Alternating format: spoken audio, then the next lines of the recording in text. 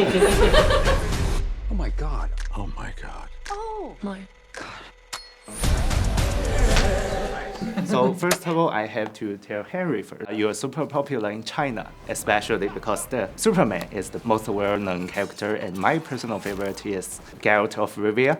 Compared to them, what kind of character would you bring to us this time? And can you introduce the story to our Chinese audience? Right, so Argyle is a sort of idealized spy. If you were to build a spy from the fantasy parts of your brain, he would be the character who you end up with. As far as the story goes, it's a tricky one because there's so many twists and turns in this.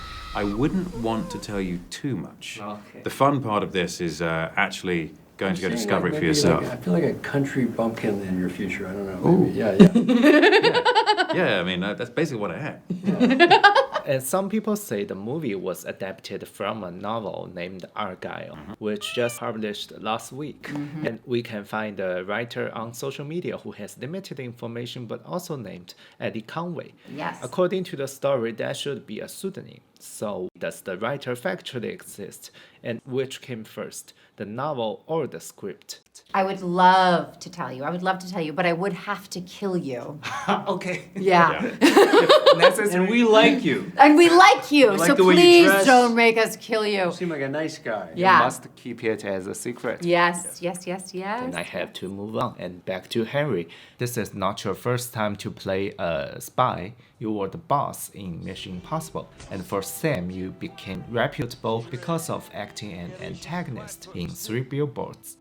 So what's the difference when you are playing antagonist or protagonist like this time? I mean, I think antagonists can be a little more fun. Yeah. I mean, protagonists, there's a big responsibility to be the hero for the audience. And so you have to be the good guy and interesting, or the good person and interesting. And when you're a villain, I think everyone has a little bit of glee when they watch a villain do a thing, when you have good villains on screen, because they are fun. They're the parts of us which are going, oh, no, I mustn't, but this person does. And I think that's where it's as tricky to play either or, but I think an antagonist, there's more to get onto, and it's easier to make that character fun. Yeah, it's delicious. Playing like Richard III or something, it's a delicious acting problem, Yeah, because it's also, when you're playing the antagonist, it's like fun to it because it is so taboo.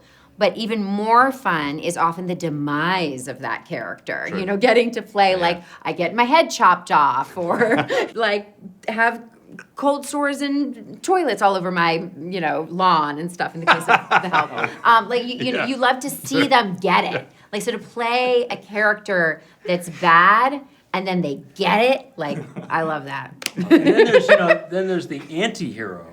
Yes. Which is not as popular as it used to be, but like, I suppose Deadpool is an anti-hero. Nicholson and Cuckoo's Nest and a lot of other things.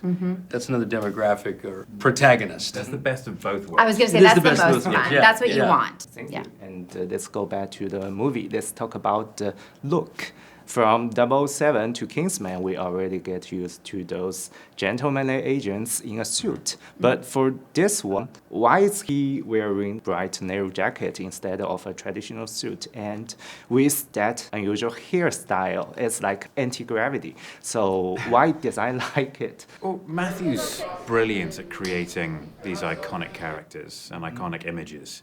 And so the narrow jacket and the flat top haircut are all part of Matthew's dream of creating an iconic silhouette.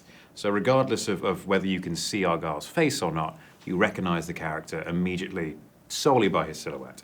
And I believe that was Matthew's vision of the thing, and I think he's done a great job. Yeah, that's very well put, yeah. And yeah. that's not easy to do some actions.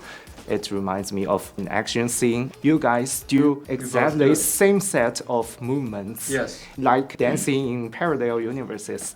That's really a shining moment in this movie. So how did you make it? It makes those fight sequences more interesting because Henry and I are doing them together, I think. It would be, it makes it comedic and dramatic and romantic. It makes it much more interesting to have those two guys going side by side. Just to work in sync like that, it made it fun. Yeah. It was a different experience. I mean, I will never forget watching The Matrix in theaters because of the action. And it was just absolutely mind-blowing. We were seeing something that we hadn't seen before. And I show that movie to my kids now, and they love it, but it's not the same reaction because stunt photography and that choreography and whatnot has been so inspired by that over the years. And so it's a really high wire act to create something, a sequence, an action sequence that will capture people's imaginations now. And I have to say, I think that Matthew and his team has done that, and what these guys did was just absolutely extraordinary to witness. Yeah. Not only those action, Henry, it seems your first time to get into a comedy. So why you challenge this new ground at now? I just suppose I haven't really had the opportunity. I enjoy that kind of thing, and it's a lot of fun. It's when a script is well written and you have a great leader like Matthew Vaughn in charge of where the camera is going and how the story is being woven, it makes the whole thing, it makes new ground a lot easier to tread on. Yeah, I just want to ask, how do you feel about Matthew? Start with Sam, because you have worked with so many directors for so many years. And by the way, I have to tell you, I enjoy your work since I was a teenager. Oh, really? The Hitchhiker's Guide to the Galaxy. Nice. Thanks a lot. Thanks a lot. Well, we've all worked with a lot of amazing directors, and Matthew's no exception. I mean, sometimes you challenge each other on set, and it's a good thing. And Matthew and I did that sometimes, and as he says in the advertisement from the Twisted Mind, he's really out there. I was always a fan of his, but he's very, very different and inventive. Okay, lovely stuff. And here's a simple question, but not easy to answer. How would you define a good acting? Oh. You can name an actor or actress as an example. Oh, boy. Yeah. Sam Rockwell. And I'm not, it's not even a joke. It's the ability to make something seem effortlessly natural while being extraordinarily cultivated. And Sam does that extremely well. Thank you. You're welcome. I would say the same for these two. Incredibly focused, incredibly emotional, incredibly funny, which is something, I don't know if people know how funny you are. Yeah, no, they don't. Like, you're They know really you're funny, but like Colin Farrell's a guy like that. Not a lot of people know how funny Colin is, Yeah. or Kate Beckinsale's very funny. Anyway, that's it. Okay, so before we finish, let's talk about Alfie. So you two have so much scenes working with him. God, I hate that cat. Oh, God, him again.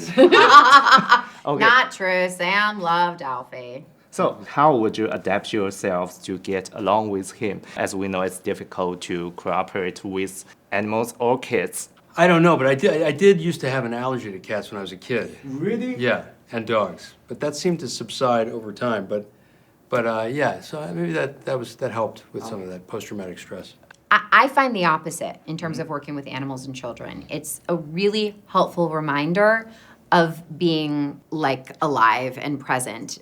There's a phrase that I use that I was taught by Chris Pratt, which is when an actor is doing a take, sometimes you can get very wooden at a certain point, and he would come up to me and he'd be like, less Pinocchio, more real boy.